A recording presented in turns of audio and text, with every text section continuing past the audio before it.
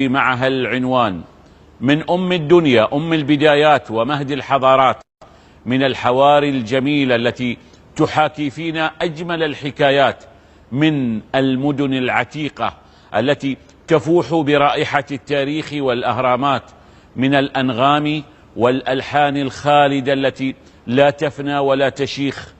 من هناك إلى هنا، على أرض الإمارات، موطن الحب والسلام وعاصمة النهضة والإنجازات. لن نطيل الوصف والغزل، فحديث العشق والحب يوقظ حتى النيام.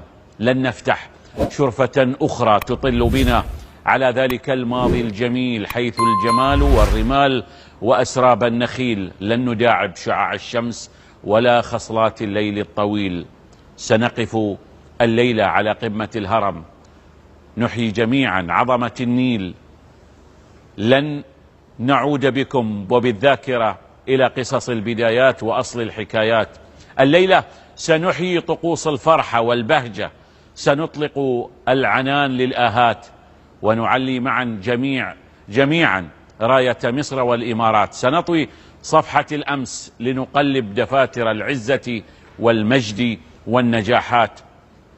سنختفي أثر البطولات والإنجازات، وسنفتح صفحة السوبر المصري تحت قبة الإمارات. هنا لا فرق بين هنا وهناك.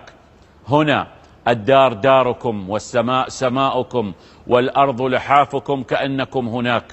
هنا البسمة والفرحة تفيض على الحدود والقيود وتعبر حتى الأسلاك. هنا الحب يكتب قصائده الجميلة بحبر يجمع كل الألوان وكل الأهواء.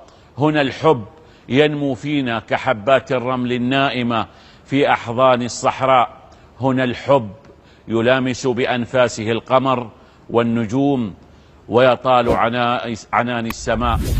هي هكذا الإمارات، بصبحها الدافئ، بليلها الهادئ، بأسوارها العاليات، بشموخها وصمودها، وبرأسها المرفوع بين الأمم كالبنايات الشامخات، بعطرها الفاخر ورائحتها الزكية كنسائم الأفق العليلة فوق كورنيش أبو ظبي. هكذا هي الإمارات، مرآة الإنسانية وحاضنة الحضارات، كشمعة تضيء السبيل، كواحات النخيل الطويلة التي تحتضن الشمس وتقرأ كف الغد